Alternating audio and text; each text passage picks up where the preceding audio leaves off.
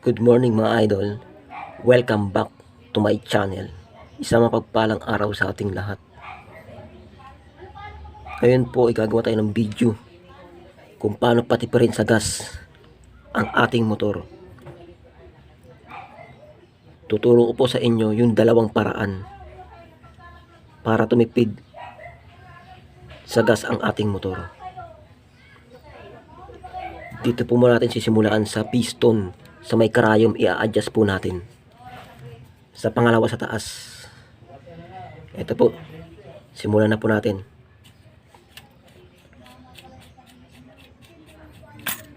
Yan.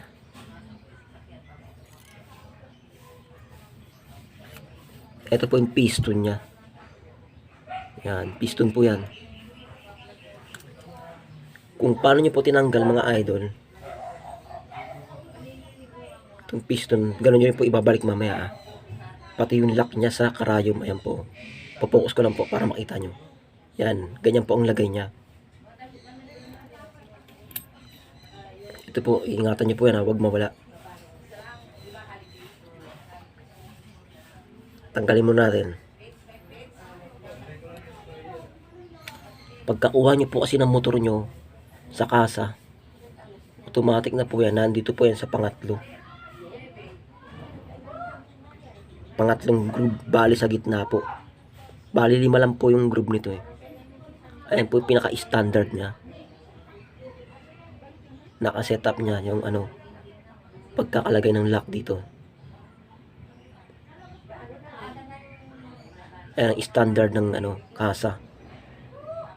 Focus ko lang po. Ayan, mag-focus. Focus ko lang po yung karayom ha. Ayan, mag-focus mga idol. Ito po yan, basta makikita nyo po yan pagka tinanggal nyo yung karayom sa carb ng inyong motor. Meron po isang groove na 5. Yan po, 1, 2, 3, 4, 5. Ito po, ililipat lang natin yung lock. Pangalawa sa taas. Dito po.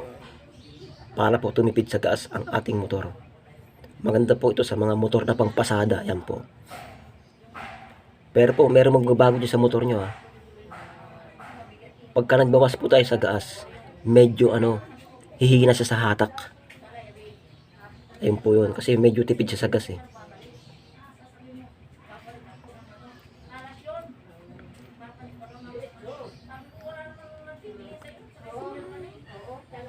Kakabit na po natin. O ililipat na natin yung lock niya sa pangalawa. Ayun po, sa pangalawa. Pangalawa sa taas. Ayun po, ganyan lang po ibalik mga idol. Ganyan lang po magpalit. Ayun po. Ito po ang isang paraan para patipirin sa gas ang inyong motor. Ibabalik na po natin. Nilipat ko na po sa pangalawa sa taas. Ito po yung karayom na tinatawag. Yan.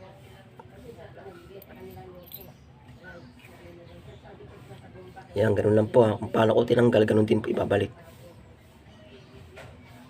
Gigitna lang po yung guhit. Yung grooves niya sa gitna.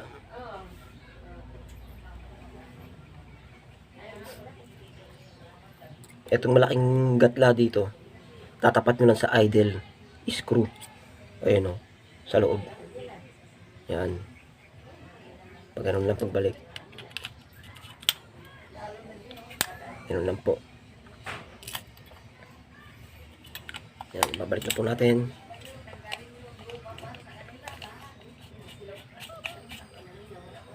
Yan. Ito naman po yung pangalawang paraan para tumipid sa gas ang ating motor. Bubuksan po natin sa loob. Papakita ko sa inyo yung jettings nya.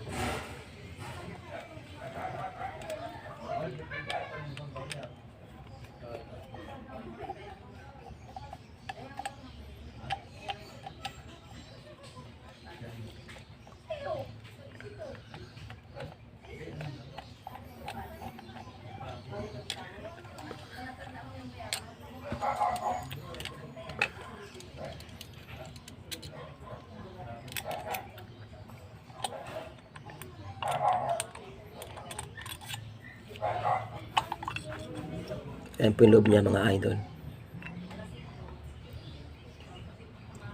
Ito po mga idol, ang tawag dito, slow jet or pilot jet. Ito naman po ang main jet. Ayan po. Medyo malaki yung butas niya. Ibig sabihin po niya, malakas yan sa gas. Ito po yung pangalawang paraan para patipirin natin sa gas ang ating motor. Papalitan po natin ito. Itong main jet niya. Natanggal po yan. Ayan lang po. Yan.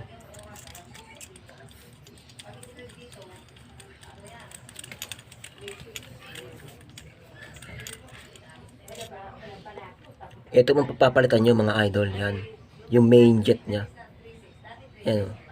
Pag gusto nyo palakasin sa hatak ang inyong motor, papalakayin nyo na ng butas to. Yan. Papalitan nyo yung medyo malaki ang butas. Pero pag papatipirin nyo po sa gas, kailangan po maliit yung butas. Ayan po. Papalitan po. May mga number po yan eh. Kayo na pong bahala kung anong number o anong sukat ang ilalagay nyo dyan. May nabibili po nito sa mga Shopee o sa mga motor shop. Ayan lang po, ganoon lang po kasimple ang dalawang paraan para patipirin sa gas ang ating motor. Kung paano nyo po tinanggal, ganoon nyo rin po ulit ibabalik.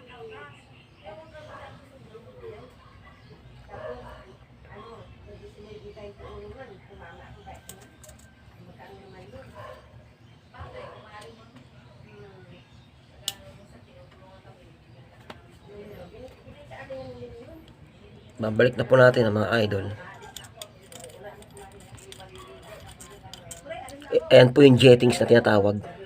Yan. Sa ating carburetor or carburetor. Ayan yun. Mga jettings. Ulitin ko lang po ang pangalan niya. O ang tawag dito ay pilot jet or slow jet. Ayan po. Ito po yung main jet. Ayan po. Kung paano nyo po tinanggal yung takip sa ilalim, ganun nyo lang po ulit ibabalik. Wala pong babaguhin. Yan, ganun lang po.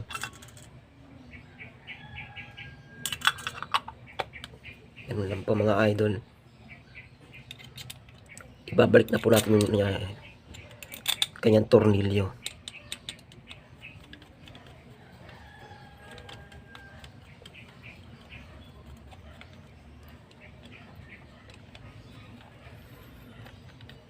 Sa hindi pa po nakaka-subscribe o bago pa lang sa channel ko,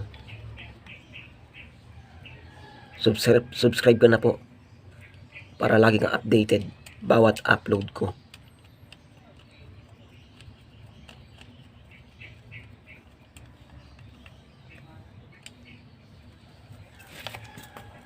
Hanggang dito na lang muna mga idol ang ating video. Mag-a-upload pa po ako sa susunod pa ng marami pa. Maraming salamat po.